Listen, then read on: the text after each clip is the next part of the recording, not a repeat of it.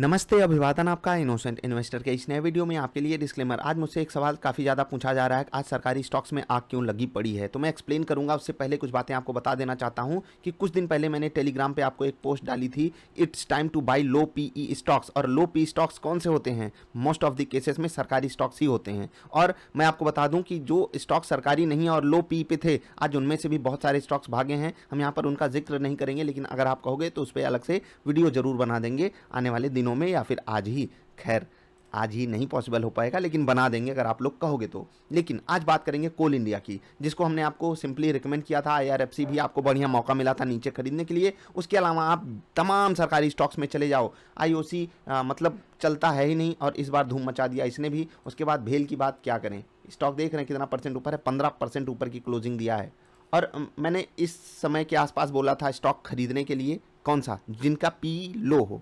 क्यों मैंने ये बात बोली थी और क्यों आज स्टॉक्स भागे हैं, उसके पीछे वही कारण है, मैं आपको समझा देता हूँ। बहुत ध्यान से समझिएगा। बाजार में कुछ चीज़ें लगभग ग्रोथ वाली चलती हैं, कुछ चीज़ें सिक्लिकल चलती हैं, ऊपर नीचे, फिर से ऊपर, फिर से नीचे, फिर से ऊपर, फिर से नीचे।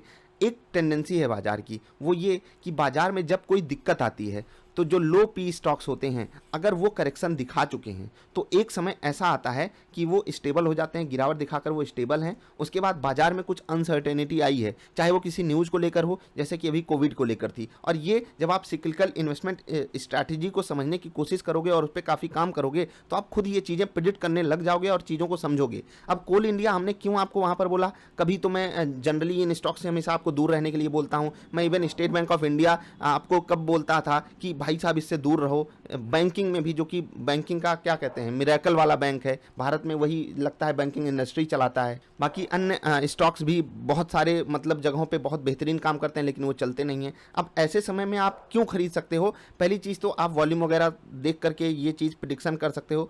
दूसरी चीज़, जब आपको लगे कि जो प्राइवेट सेक्टर है, ठीक है, और वहाँ पर जहाँ पर ज़्यादा ग्रोथ अपॉर्चुनिटीज़ मिली हुई हैं आपको, मतलब एक बढ़िया रन दिखा चुके हैं जो स्टॉक्स, वहाँ पर क्या होता है, एक होता है ना कि वो एग्जॉस्ट हो जाते हैं, ख़त्म हो जाते हैं, अब हम नहीं भागेंगे। अब वो पैसा चर्निंग के थ्रू अन्य स्टॉक्स में जाता है। और ये चीज़ मैंने कहाँ से डिकोड की? ये मैंने डिकोड की एफआईआईज की जो हैंडलिंग थी अपने पैसे।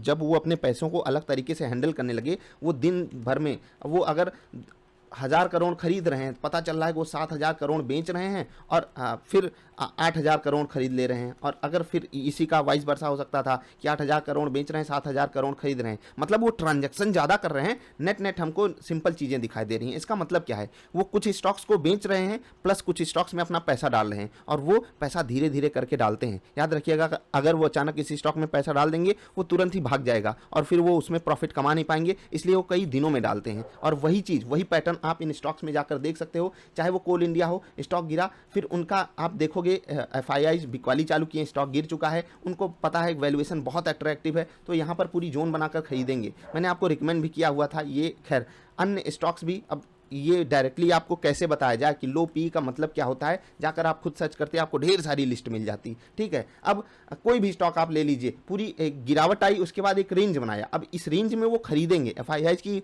जो होल्डिंग है वो आईआरएफसी में देखिएगा आने वाले क्वार्टर्स में कुछ परसेंटेज टर्म्स में जरूर बढ़ने वाली है। उसके बाद चाहे इंडियन ऑयल कॉर्पोरेशन हो, गिरावट आई, स्टेबिलिटी दिखाई, यहाँ पर चर्निंग हुआ। कहाँ से? महंगे स्टॉक से पैसा सस्ते स्टॉक्स में आया है। भेल में भी देख लीजिए, गिरावट आई, उसके बाद एक यहाँ पर कंसोलिडेशन हुआ। बहुत बड़ी गिरावट यहाँ पर नहीं आई, लेकिन फिर भी लो पी स्टॉक, आप जाकर पी इनका चेक करेंगे, आप खुद पता चलेगा कि कंपनी का पी किस तरीके से काम करता है ओवरऑल। जब आप सालों की अर्निंग निकालोगे तो आपको खुद पता चल जाएगा अपने मतलब कि हिस्टोरिकल पी के हिसाब से ये कहाँ पर खड़ा है। और मैंने आपको होली पोर्टफोलियो जब दिया था, वहाँ पर सबसे ज़्यादा वेटेज इसी को दिया था। ये ईटीएफ मैंने आपको खरीदने के लिए बोला था। क्यों बोला था? होली पोर्टफोलियो भी हमने 28-30 के आसपास ही, यहाँ पर मैंने कब डाला था, 1 minute, 28, it's time to by, हाँ 28 अप्रैल को। और आपको होली पोर्टफोलियो दिया गया था, काफ़ी दिन हो गया। ठीक, अब हम आते हैं 1 मिनट, यहाँ पर आप बहुत ध्यान से देखिएगा। ये जो CPSE ETF है, हमने इसको यहाँ पर, अगर आप देखोगे 2-2.5 महीनों से एफआईआईज क्या किए हैं, अपना इंस्टेंस बदल रहे हैं।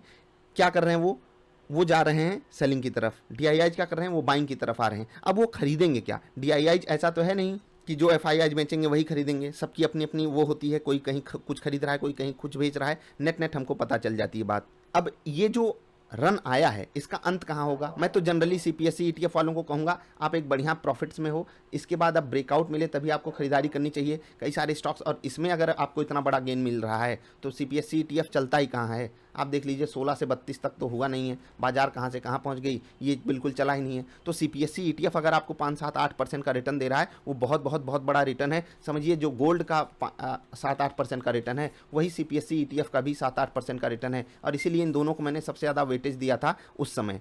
और मैं ये चीज़ बार बार आपसे कह रहा हूँ, लिक्विड फंड में भी पैसा डालिए। तो ये कुछ खास हुआ नहीं है, जो सरकारी स्टॉक्स हैं उनमें अलग लेवल का स्वैग बनाया गया आज तो हमें दिखाई दिया, क्योंकि अमेरिकी बाजार में आपने देखी तूफानी तेजी थी।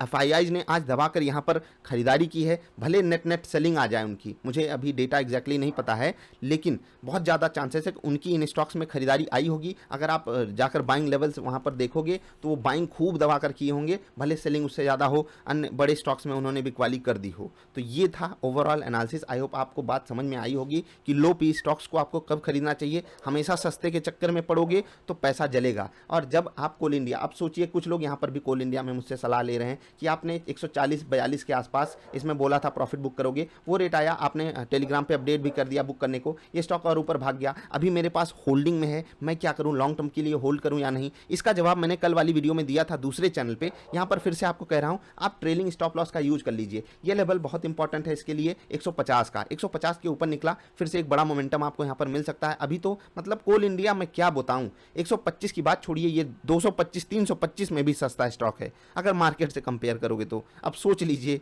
कितना ज़्यादा, अगर दाम को देखकर कन्विक्शन लाना हो तो ऐसे ही आ जाए, लेकिन अब उसके लिए आप जा थोड़ी सकते हो कि नहीं मैं 225 के लिए रुकूंगा, 325 के लिए रुकूंगा। मैं ये नहीं कह रहा हूँ वो रेट नहीं आ सकता, अगर वो रेट आना है तो आने दीजिए, आप ट्रेलिंग स्टॉप लॉस का यूज कीजिए और उसी का एडवांटेज आपको मिल सकता है। अगर आप मेरी तरह हो जो रूल इज़ रूल उस पर स्टिक करते हो तो आपको यहाँ पर निकलना चाहिए, क्योंकि मैं पर्सनली आज एग्जिट किया हूँ। मैंने आपको इससे पहले जब इंट्राडे में ये स्टॉक सुझाया था, अब सोचिए ये स्टॉक इंट्राडे की रडार पर भी आया था। ये वॉल्यूम एनालिसिस वाली वीडियो आप देखोगे आपको सब पता चलेगा, यहाँ पर इंट्राडे की रडार पे आया था ये स्टॉक और आज हमने यहाँ पर प्रॉफिट बुकिंग करी।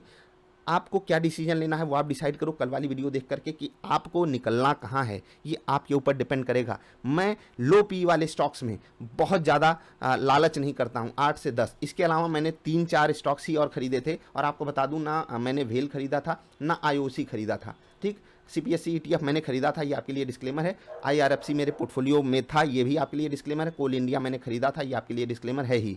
इसके अलावा 3-4 स्टॉक्स और थे जो लो पी वाले थे, वो मैंने खरीदे थे, अभी आपको नाम नहीं बता रहा हूँ, लेकिन ये समझिए इनके अलावा भी बहुत सारे स्टॉक्स हैं जो चले हैं, वो भी स्टॉक्स चले हैं। क्या अभी हम मौका गंवा चुके हैं? क्या हमको दोबारा ये मौका नहीं मिलेगा? बिल्कुल मिलेगा, इंतजार करिए। इस बाजार में पैसे कमाने के दिन 365 में से 36 दिन आते हैं। ये 36 दिन आपको इतना कमा कर देंगे जितना ये आपके 330 दिन आपको कभी दे नहीं सकते। तो इन 36 दिनों के लिए आपको 330 दिन की मेहनत करनी पड़ेगी, और ये 36 दिन बहुत बेहतरीन होते हैं। ऐसे ही दिन आते हैं, एक एक दिन में आपका पोर्टफोलियो 8-8% ऊपर चला जाता है, 6-6% ऊपर चला जाता है, जहाँ पर आपने ज़्यादा पैसा लगाया हुआ है। लेकिन तब होगा जब आप ठीक समय पे खरीदारी करना सीखोगे। मैंने ढेर सारी वीडियोज़ बनाकर आपको दी हुई हैं, आई होप आपको समझ में आ गया होगा कि आज ये मोमेंटम क्यों आया, ठीक है। तो पैसा जब आएगा तो स्टॉक ऊपर जाएगा, आपको पता है पैसा क्यों आया। मिलेंगे फिर से।